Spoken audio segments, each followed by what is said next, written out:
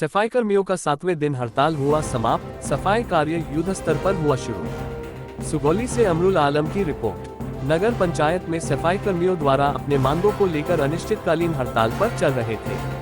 जो हड़ताल के 7वें दिन स्थानीय अधिकारी एवं जनप्रतिनिधियों के साथ श्रम अधीक्षक ने बैठक की और सहमति और अर्थक प्रयास से बुधवार को सफाई कार्य युद्ध स्तर पर शुरू करा दिया गया है। वहीं 7वें दिन इस हड़ताल में नगर पंचायत की साफ सफाई पूरी तरह चरमरा गई थी।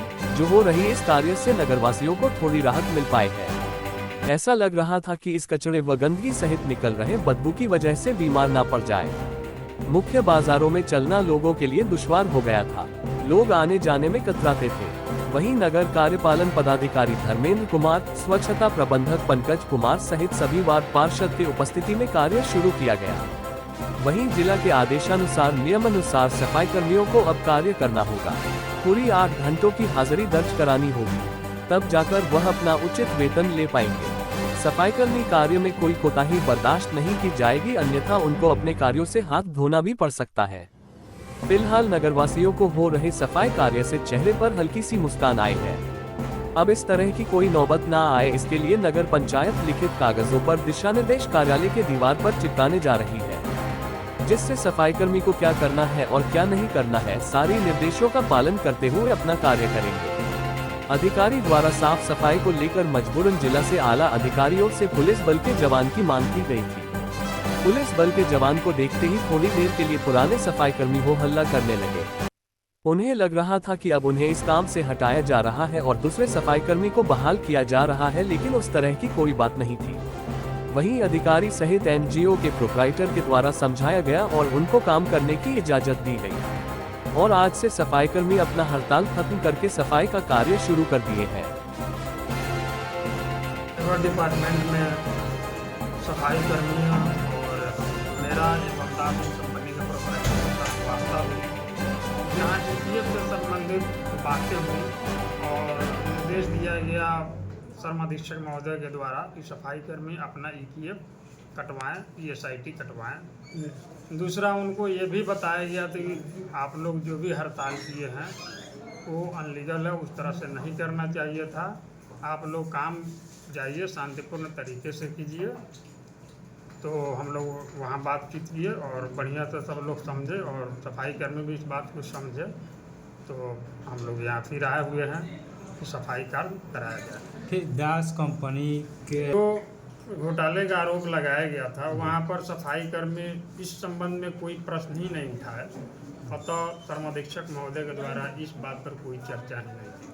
संडे को दिन का जो भुगतान का मामला लोग कह रहा था, श्रम अधीक्षक महोदय ने वहाँ बतलाया कि किसी भी लेबर से 26 दिन का ही कार्य लिया जाता है और जो डेली बेसिस पर काम कर रहे हैं तो उनको वही डेली बेसिस के हिसाब से ही भुगतान दिया जाता है। आज अभी से फिर आप लोग सफाई कार्य शुरू करा रहे हैं?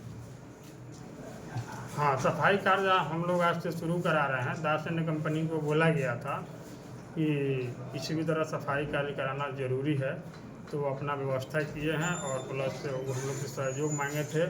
तो जिला के वरीय अधिकारियों को हमने लिखा था कि पुलिस बल की मुहैया कराई जाए ताकि शांतिपूर्ण ढंग से हम लोग सफाई कार्य करा सकें। नए सफाई कर्मी की बहाली हुई है।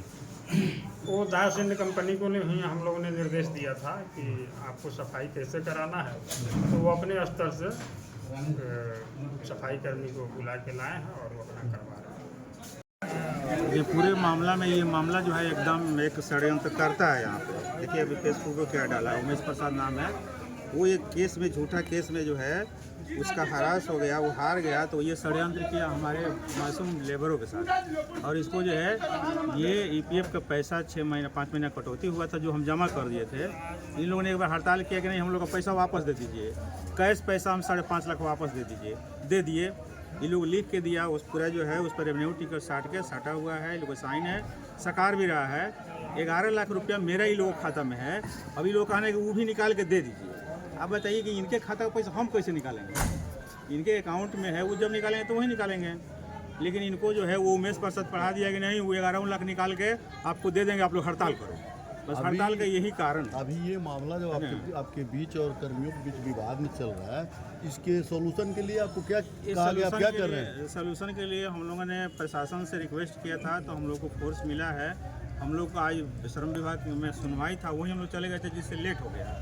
तो अभी हम लोग आ गए हैं और कोशिश कर रहे हैं कि अभी शहर की सफाई हो जाए। अभी मजिस्ट्रेट साहब नहीं आए, उन्हीं की इंतजार हो रही है। जैसे आते हैं सब गाड़ी निकलेगा जाकर के। तो सर श्रम विभाग में क्या फैसला हुआ? श्रम विभाग में वही हुआ कि वो लोग कहा कि जो पैसा जो आप लौटाए हैं एकदम इलीगल तरीका है।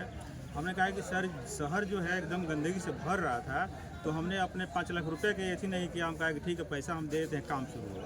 और हिंदुस्तान पेपर प्रकाशित भी हुआ है प्राथमिकता से, तो वो जो है इस परिस्थिति में हम पैसा लौटाए हैं।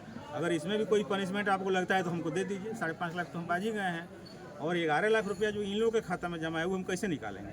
तो उन लोगों ने कहा कि जी पैसा आपका है और वो आप आज चाहिए निकालना तो नहीं निकलेगा, उसका पीरियड होता है तब निकलेगा। तो ये लोग समझ गया है कि ठीक है ना। सफाई कर्मी जो आरोप लगा रहे हैं करोड़ों का गबन, वो एकदम निराधार है। किसी सफाई कर्मी से पूछिए ना, तो वहाँ कान पकड़ रहा था कि सर गलती हो गया, हम लोग से जो माफ़ कर दीजिए, आप गार्जियन हैं, कुछ खाने के लिए दीजिए, गाड़ी में तेल, हमको कुछ नहीं, कोई मर्सी नहीं, क्योंकि आप लोगों ने हमको इतना सता दिया है कि आप लोगों से मेरा कोई संबंध ही नहीं लगता है, इसलिए हम ये सब कुछ नहीं करेंगे। आप लोग जाइए, जो तय हो गया वो लिखित में हो जाएगा, आप लोग दस्तखत कीजिएगा कि हमारा EPF कटौती होगा, जो आप लोगों ने लिख के दिया है उसको खारिज कीजिए।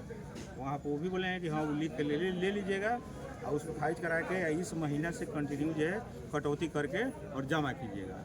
इन लोगों का था कि 2 वकील इन लोग आए थे, वकील साहब को भी समझाया गया, उनको EPF की जो कटौती है जो जमा करने का है वो पेपर देखें, कहेंगे नहीं ये तो एकदम ठीक है, मैंने फिर भी आप इसका जांच करवा लीजिए EPF कार्यालय से, कहीं घोटाला लगेगा तो जो पनिशमेंट होगा। आगे क्या कार्य होगा आपका? आगे कार्य के लिए जो है अभी तत्काल में यही है कि जो फोर्स हम लोग के सहयोग में आए हैं, ये लोग मदद करेंगे, शहर का सफाई करवा देंगे।